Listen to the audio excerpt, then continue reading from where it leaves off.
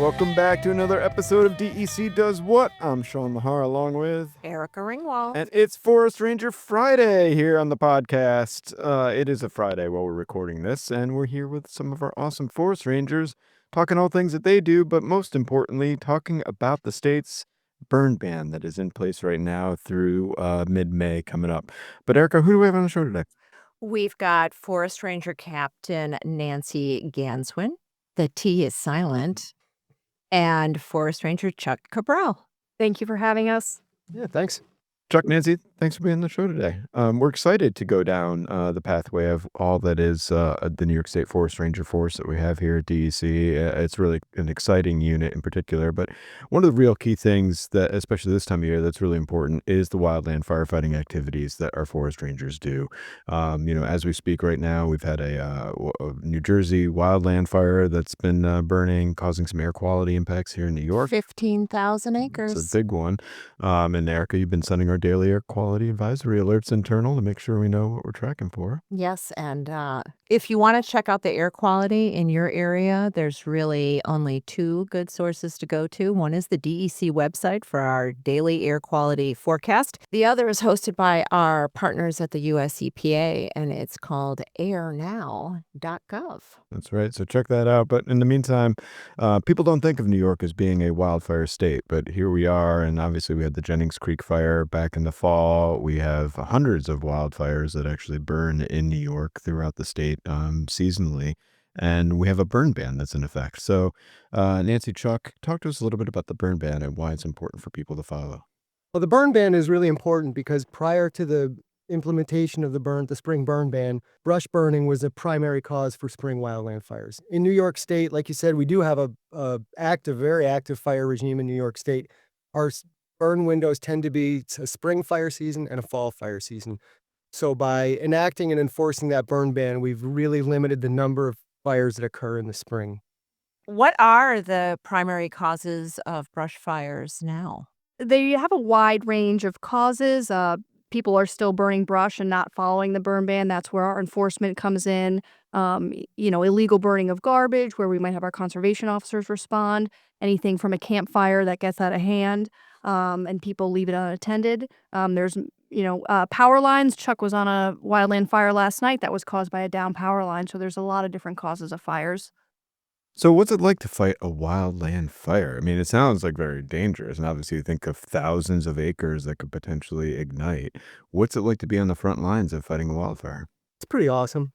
I'd assume so. No, it's a lot of fun. Chuck, I will say, you were fighting a fire last night, but I don't smell that on you right now in the podcast room. Well, I showered. It changed out of my Nomex. I think my wife would attest that I smelled differently last night, but so fighting fire is great. That's fine. That's great.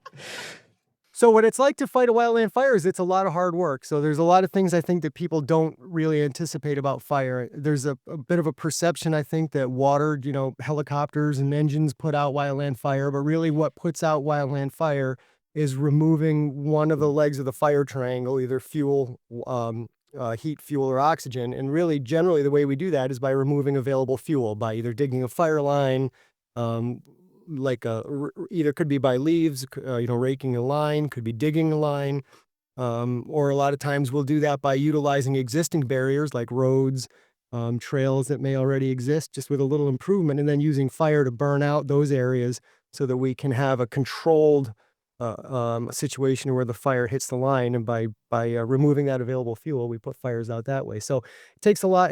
There's a lot of planning involved. There's a lot of hard physical work involved, and there's a lot of kind of fun decision making under stressful situations. So when you're on a fire, I mean, these are obviously remote areas. Are you like hiking miles into the woods to fight these things? Are you getting like aerial dropped into the backcountry in places? Like, how does that actually work? Yeah, every situation is different. We have lowered forest rangers in by helicopter before. We have hiked it on foot. That's more likely the case. A helicopter tends to be a higher risk that we try to avoid when we can. But just like Chuck said, it's just very physically demanding, labor intensive, and it can be tedious. And we had a fire remote. We were actually talking about it earlier today in Farrow Lake Wilderness several years ago. That was very remote, and it took a while to get to the fire before we could even start fighting it. That is one of my favorite places to go in the Adirondacks. Love that area too. So I know that we regularly deploy forest rangers to respond to fires in other states and sometimes nations too. Can you talk a little bit about what you get out of those experiences and how they, help sort of build the skills of the rangers? Yeah, it's a great opportunity that we are afforded, and we will send forest rangers out to California, down south for really wherever it's needed. And Chuck and I have been on 2 fire deployments together, one to California and one to Washington State. And really, the most invaluable thing that we get out of it is the experience of being on a large scale incident. We get to network with other organizations, other states, and we really bring that knowledge that we learn on these large scale incidents back to New York so we can implement them here. And the experience is invaluable. Rangers learn a lot of very useful tactics and techniques, and get a really good working knowledge of the incident command system.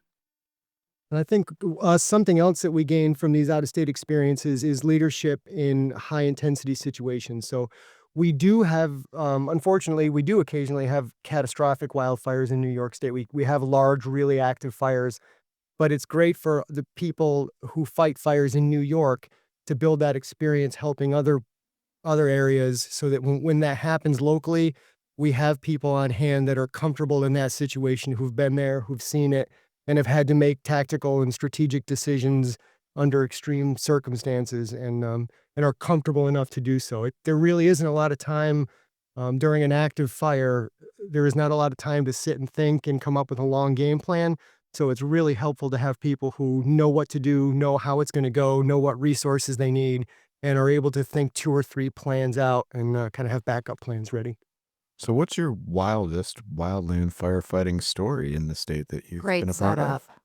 My first ever wildfire experience was about a week out of my academy. I was still Trial on by fire right exactly, there. yes, I was still on field training, and I was assigned to Region 3, and my field training was, a week and a half, 2 weeks on a fire that was about 100 acres, and that was the best way to learn, and it was a very memorable experience for me.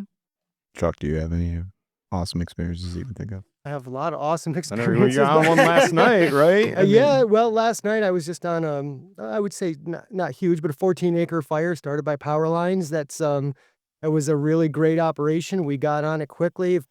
A couple fire departments were already on scene, started to work there. And we had enough rangers showed up, and we were able to really quickly come up with a great plan to burn out the east and southern flanks of that fire utilizing existing roads. Caught the burn window right. The burn went perfectly. Very little mop up. It was just one of those great operations that, it just went perfectly and you feel really good about it. I know that the Rangers conduct a lot of trainings for volunteer fire departments and other sort of responders, specifically in wildland fire response. Can you tell us a little bit about how that's different from responding to a typical structure fire? So I think one of the main differences is it's just a totally different thing. So wildland fire training doesn't really translate to structural fire and vice versa. So I would be of almost no use to anybody on structural fire. I have no training in that. I don't have the equipment to fight that sort of fire. And I guess I could help with traffic control, but I don't really have any usefulness on that kind of incident. So it's a totally different discipline. And that's not to say that structural firefighters aren't a huge help for us, because they absolutely are. Volunteer fire departments almost always get the call first. They're almost always the first ones on scene. And honestly, a large number of wildland fires are extinguished before we even get there by the volunteers, because they're either small or they're easy to get to, and those folks do a tremendous amount of work. That helps us out a lot. But it's also great to have a trained source of help for the longer duration fire. So typically in the initial response, the volunteer fire companies will do a lot of work, and then we sort of take over because they're volunteers and people's houses may be, under threat from fires, and we want them to be available to take care of that stuff. So as incidents continue in duration, that's where we take over. Yeah, and one of the great things about the forest ranger job is that we live in the communities in which we work, and we are able to build really strong relationships with those local volunteer fire departments, and that those relationships are what help us when we do need, assistance on wildland fires, searches, etc. So that's a really important facet of the job that we really, think is special. So I know reducing fire risk is something important. Obviously, the burn ban does that by having people not start fires in particular, but we also look at the broader forest health aspects and work to do, I think, prescribed burns, right? Can you talk a little bit about why those are important and how we approach that forest management to reduce that fire risk? Yeah, prescribed burns, we do them for a myriad of reasons, for mitigation from wildland fire and also for habitat for certain wildlife. We have become very active in the prescribed fire role in the last couple years. This year alone, we've already conducted 35 prescribed fires, and we're on task to do quite a bit more, not even being halfway through the year. So it's a program that we're growing and has been really beneficial for a lot of communities. So before we transition to all the other aspects of what the forest rangers do here in the state, what does the fire outlook look like in the state for this year? It's kind of hard to say. It's always weather dependent, and I think we're on the overall climatological outlook is for kind of an average year maybe, but we're also ahead of schedule, or we're ahead of where we were the last couple years in terms of number of fires. So it all depends, especially in the spring and fall. It only takes a couple days of dry weather for the lighter fuels to really become available. So the time of year that we tend to have the most number of fires, long-term trends don't necessarily matter that much. Getting ready to hit the trails? Before you head out on your next adventure, it's important to be prepared and make sure you have the 10 hiking essentials. Carry the following in your pack to ensure a safe and enjoyable experience for all. Navigation, such as a map or compass, insulated clothing and rain gear, a light source with extra batteries, first aid supplies, emergency kit, fire starting supplies, food, water, sun and insect protection, and an emergency shelter. To learn more, visit dec.ny.gov and search Hike Smart for more information. All right, so obviously forest rangers are wildland firefighters, but you also have a lot of other important roles that you do. What else do our New York State forest rangers do?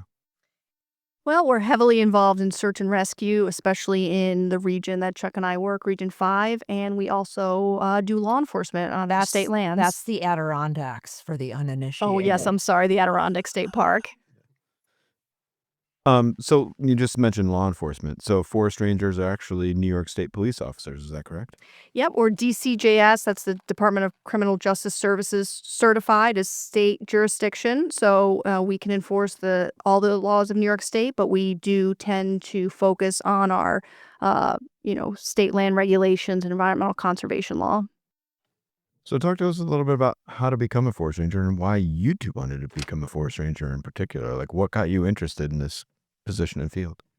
Well, I was lucky enough to meet the gentleman sitting right next to me when I was about 15 years old, and I was a camper at one of the DEC camps in Pack Forest up in Awesome. Warrensburg, New York. The camp brought Chuck in to do a presentation on being a forest ranger, and his enthusiasm was so intense, and his passion for the job was so that it just stayed with me. And after going to Pack Forest, I, became interested in the environment.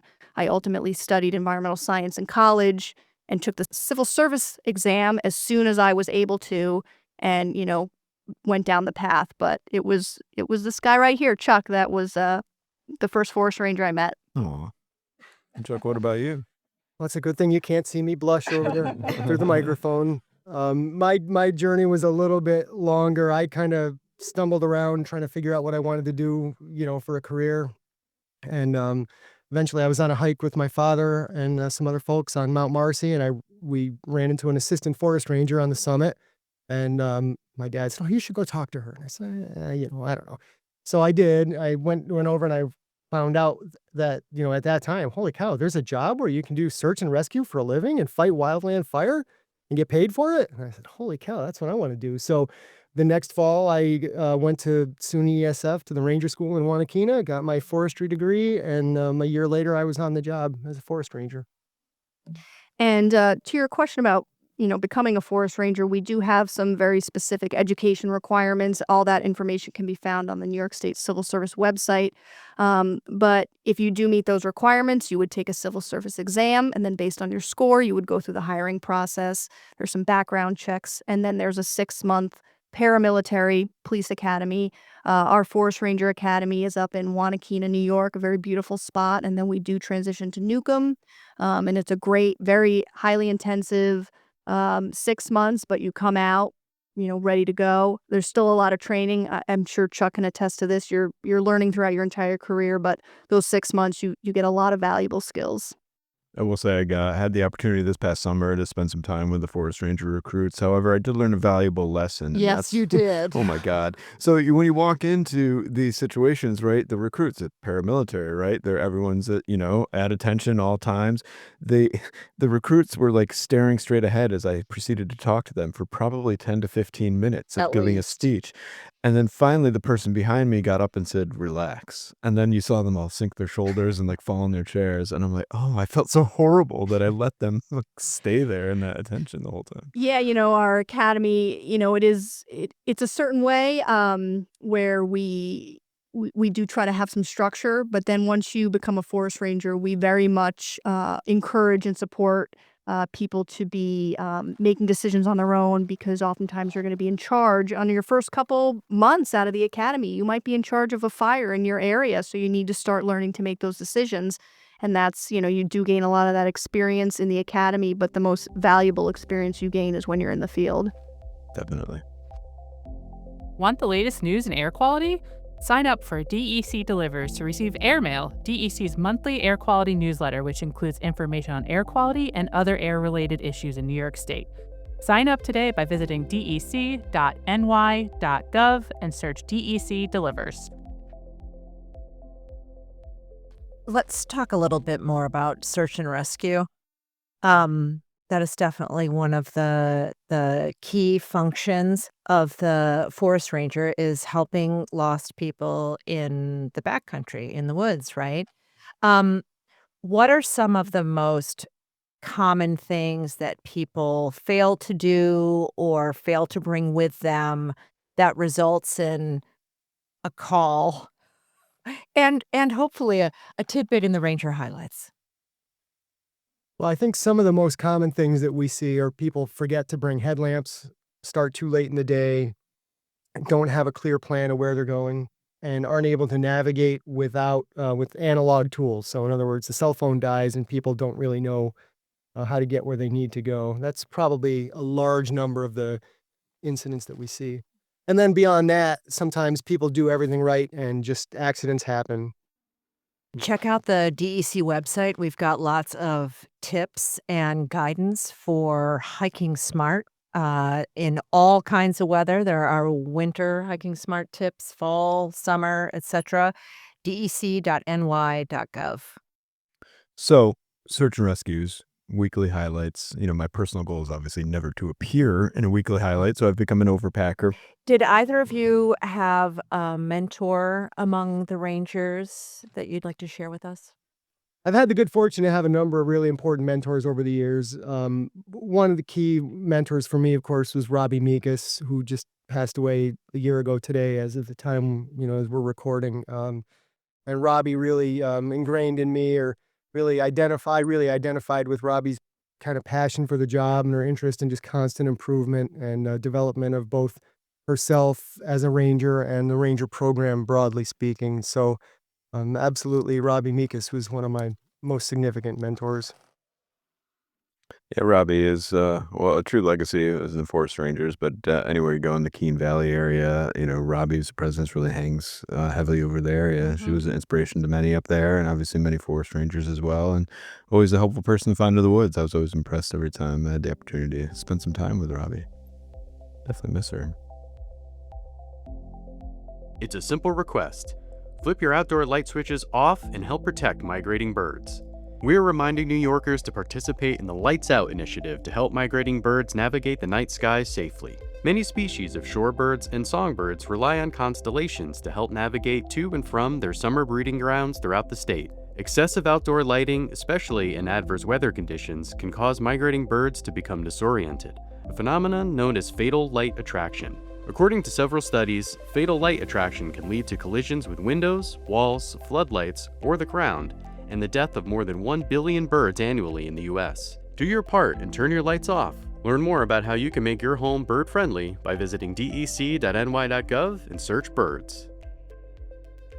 But back on the Ranger highlights, back on, search and rescues and things. We heard some wildland firefighting stories from you, but what's your favorite search and rescue story to tell? And, what really sums up the... Or the wackiest. Yeah, we often get asked this question, and you don't really want to necessarily share a lot of the details of some of these, for people's privacy and things like that. But I will say that some of my favorite memories of being a forest ranger are when the outcomes are not so great, but it really, that's really when I feel like we shine.